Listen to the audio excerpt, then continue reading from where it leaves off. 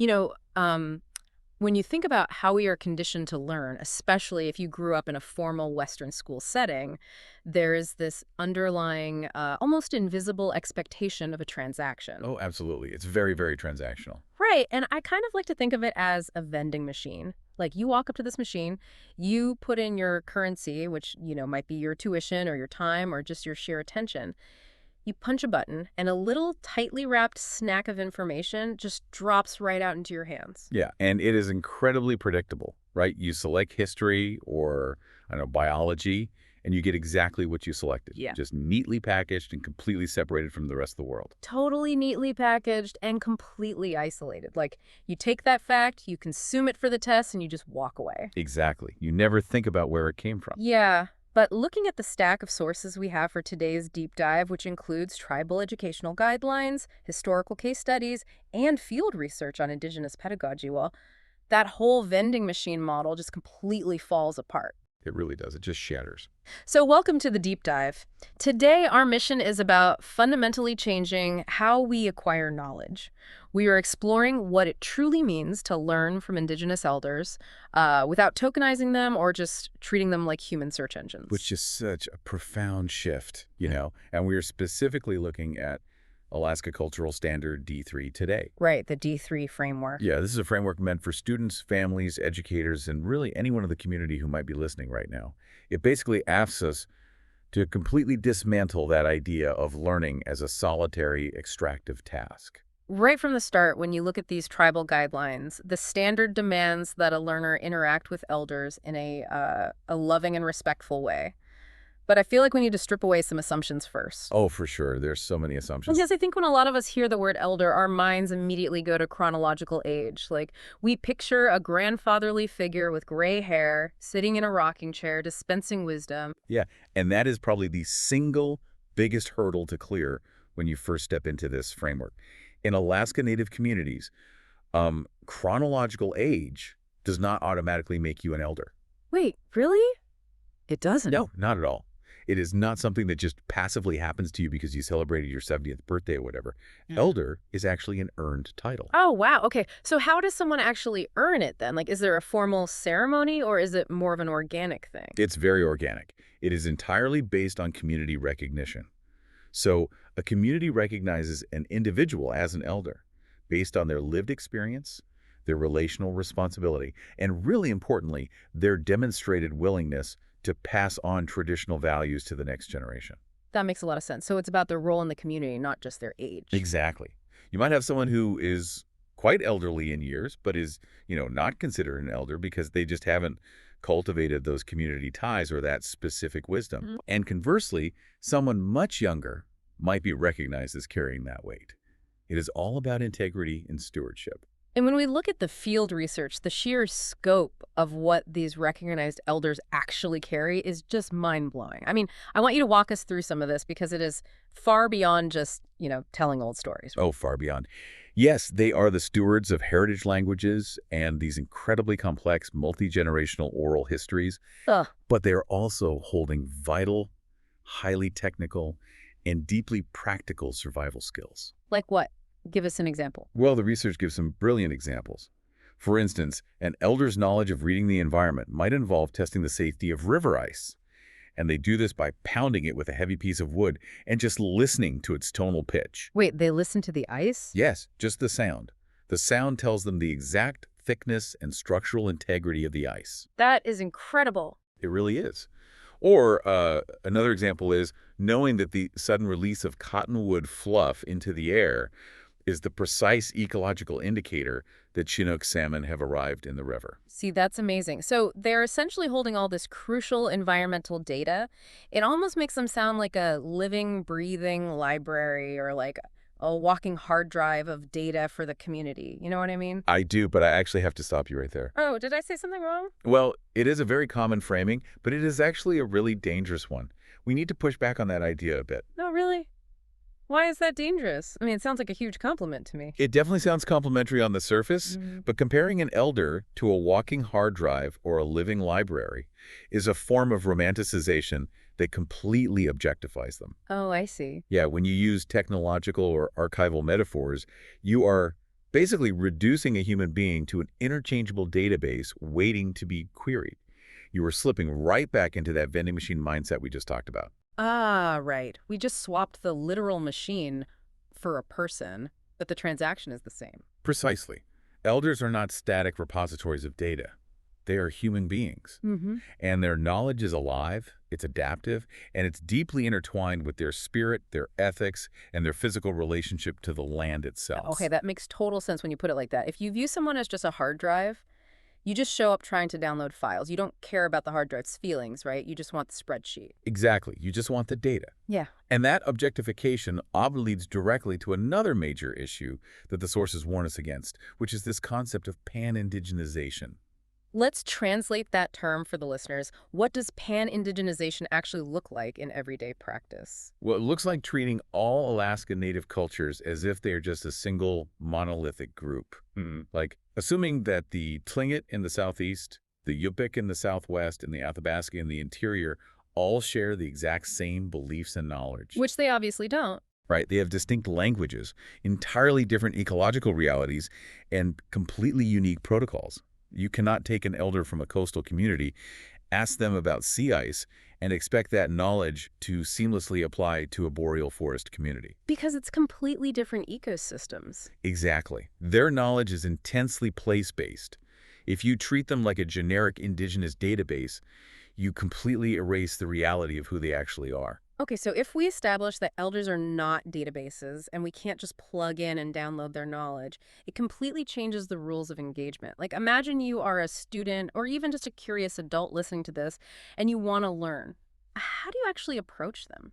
It's a great question. The sources outline a very stark contrast between what they call an information gathering exercise and building a true relationship. Okay, I like that distinction. Yeah, let's walk through two different scenarios to see how this actually plays out on the ground. I love a good scenario. Set the scene for us. Okay, let's call the first approach the extractor. Imagine a student who needs to do a project on local history. They treat the elder entirely as a source to be mined, for quotes. Uh-oh. I can see where this is going. Yeah, this student might show up unannounced, or they rush in because, their assignment is due on Friday. They sit down, thrust a phone or a digital recorder right into the elder's face, and just start firing off a list of rapid pre-written questions. I am literally already cringing. I can feel the awkwardness from here. Oh, it gets worse. When the elder inevitably pauses because, structuring a complex oral narrative takes time and the student gets uncomfortable with the silence. They jump in and interrupt. Yes, they interrupt. They try to prompt the elder to hurry up. And then once they finally get the soundbite they need for their grade, they pack up their phone and leave without offering anything in return. That is the ultimate extraction. It is literally just taking without giving anything back. Exactly. Now, contrast that with the second approach, which the literature often refers to as the tea with elders protocol. Let's call this student the respectful learner. Okay, the respectful learner. What do they do differently? This student prepares carefully. They don't just walk in demanding answers. They might actually begin the interaction by completing a practical service or chore. Like what kind of chore? Maybe they haul water or bring in firewood or just help sweep up around the house. Oh, wow. So they are establishing a human connection and being useful before asking for anything at all. Exactly. It's about reciprocity. Then they sit down and they share tea or coffee. And here's a really crucial part. They practice immense patience and humility during long silences. That is so hard for people used to constant noise. It is, but they understand that in oral traditions, silence is an active, necessary part of storytelling. It's not just dead air that needs to be filled with chatter. So they take quiet, selective notes, rather than frantically trying to transcribe every single word, which is incredibly distracting. And when the visit concludes, they offer a small, thoughtful gift in gratitude. Perhaps some harvested foods or something they made themselves. Hearing that contrast, it makes me think about my own family. Like, if I call my grandfather and just bark 3 questions at him about our family tree and immediately hang up, he is going to be incredibly offended. As you should be. Right. But if I go over, help him fix his porch, sit down with a cup of coffee, and just let him talk at his own pace, the depth of what he shares is totally different. It changes the entire dynamic. But here is the massive challenge I see for schools trying to implement Alaska Cultural Standard D3.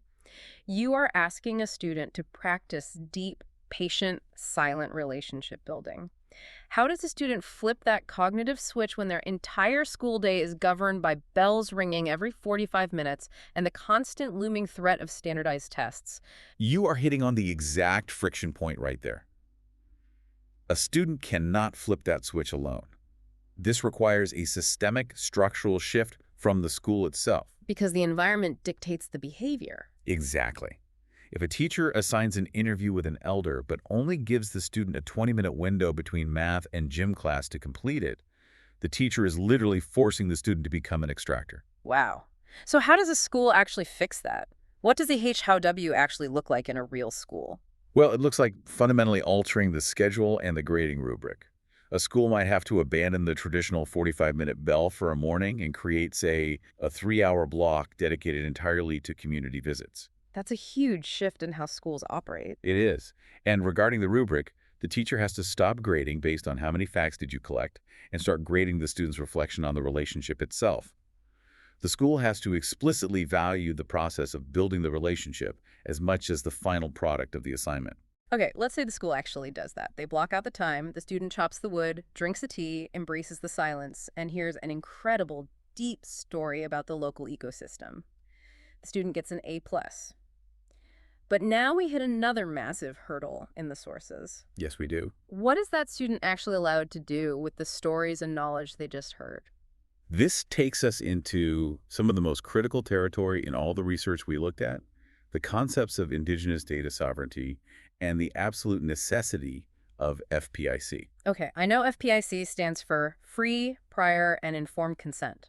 But break down what data sovereignty actually means for, say, a 7th grader doing a science fair project. It means that just because you heard something doesn't mean you own it. It's really that simple. Wow, that goes against so much of how we use information today. It does. Students and educators must ask explicit permission before they record, before they take a photograph, before they post anything online, and sometimes, honestly, before they even repeat the knowledge to someone else. I'm going to play devil's advocate here for a second because I know a lot of people with a traditional Western academic mindset are going to balk at that. Oh, they definitely do. Because the prevailing thought in Western science is that data should be open source. Like, information wants to be free. If an elder shares an incredible observation about climate patterns or wildlife behavior, shouldn't we publish that widely so the whole world benefits? Why would we restrict environmental data? It is a very natural question if you only look through a Western lens. But it completely ignores a very dark, very real history of academic exploitation. Yeah. To understand why these firm boundaries exist today, the sources point us to historical context. A really stark example is the 1950s Arctic Aeromedical Laboratory study. I'm not familiar with that one. What actually happened there? In the 1950s, researchers administered radioactive iodine-131 to over 100 Alaska natives to study human acclimatization to cold weather. Wait, radioactive iodine? Yes, and this was done without their informed, linguistically accessible consent. The data was extracted entirely to support military and academic interests, offering absolutely zero benefit or protection to the community itself. That is just horrifying. So the community was literally treated as a test subject, just a resource to be mined, with absolutely no regard for their humanity or safety. Exactly. And while a middle school science project is obviously not administering radioactive isotopes, the underlying power dynamic of taking information without consent is rooted in that exact same extractive history. It's the same fundamental entitlement to someone else's resources. Exactly. Furthermore, not all knowledge is meant for the public domain anyway. There is this deep misunderstanding that indigenous knowledge is just quaint folklore meant to be shared with everyone. Well, what kind of knowledge is restricted then? A lot of it, actually. Some knowledge is highly private or sacred. It might be seasonal, meaning it's only meant to be spoken of during the winter, for example. Oh, I hadn't thought of that. Yeah, or it might be proprietary to a specific family or clan. For example, an elder might share the precise location of a rare medicinal plant, or the exact coordinates of a family's generational berry harvesting spot. Ah, I see. So if a well-meaning student puts those coordinates into a published school report or posts a TikTok of a location, that spot could just be completely overrun by tourists or commercial foragers by the very next weekend. Yes, and the family's resource is completely destroyed. Wow. So sharing data, quote-unquote, freely in that context is actually an act of destruction. This is why indigenous educational frameworks rely so heavily on what are known as the 4 Rs. The 4 Rs. Walk us through those. Instead of just extracting data, you have to approach the interaction with respect for the knowledge systems. You have to ensure reciprocity, meaning your project actually gives back to the community in some way. Okay, respect and reciprocity. Right. Then you ensure relevance, meaning you are studying things the community actually cares about. And finally, you take responsibility for how the information is used and protected long term. Respect, reciprocity, relevance, and responsibility. That really shifts the entire burden. It's no longer just about the student getting smart. It's about the student becoming a trustworthy community member. Exactly. It's about citizenship. Which brings me to the institution itself. If a school really wants to implement these 4 Rs and they genuinely want to honor this standard, how do they do it without it feeling like a cheesy, superficial gimmick? Well, the word you are looking for there is tokenism. And it is the biggest trap educational institutions fall into. Tokenism. Yes, tokenism is basically the illusion of inclusion. It looks like having a single cultural guest speaker come in for 45 minutes in November for Native American Heritage Month and then just never mention the culture again for the rest of the year. Right, or just throwing a random native word onto a whiteboard without any ecological or linguistic context at all. Exactly. It's like treating culture like a condiment. You just sprinkle a little bit on top of the regular curriculum to make it look diverse, but the actual meat of the education hasn't changed at all. That is a perfect analogy. True integration, which is what Alaska Cultural Standard D3 actually demands, requires tearing up the floorboards. Schools must actively engage elders as compensated instructional partners. Wait, compensated? Meaning the school actually cuts them a check? Because I imagine a lot of schools try to rely on elders just volunteering their time out of the goodness of their hearts. They do, and it is entirely unfair. Schools navigate massive bureaucracies to pay visiting textbook consultants or external academic speakers, but suddenly they claim there is no budget when an elder brings a lifetime of localized ecological expertise to the classroom. That is such a double standard. It is. Budgeting for professional honorariums is just a baseline demonstration of respect, but beyond payment, the school needs to co-design the curriculum with local tribal councils. The community must have a structural voice in what is actually taught. Right. The goal is for students to learn through the culture, not just about it. Oh, I like that phrasing. Give me a concrete picture of what learning through culture looks like versus just learning about it. Sure. So learning about culture is reading a textbook chapter about coastal erosion while sitting in a windowless classroom. Very standard. Right. Learning through culture, on the other hand, is bringing the students out onto the ice with a compensated elder. The elder teaches them how to test the ice safety using those traditional tonal pitch methods we talked about earlier. Oh, yeah. They share the oral history of how the weather patterns have shifted over 3 generations in that specific spot. And then the teacher weaves that living history together with contemporary satellite climate data. That seems like an incredibly rich way to learn. It makes the textbook look completely flat in comparison. And when a school actually achieves this, what happens to the students? I mean, what is the outcome? They develop what we call bicultural competence. Meaning they are fluent in both worlds. Exactly. They can fluidly navigate both indigenous knowledge systems and Western scientific frameworks without feeling like they have to abandon one to succeed in the other. That is huge. It is. They develop a profound sense of stewardship for their local environment, and for the elders, their knowledge is honored, it's protected, and it is financially valued. The school transforms from this isolated fortress of Western academia into a true, integrated hub of community well-being. It just removes that terrible friction. I think about how many students feel like they have to leave their home identity at the door when the school bell rings. So many of them do. Right. When a school genuinely embraces this, a student doesn't have to choose between their heritage and an A on their report card.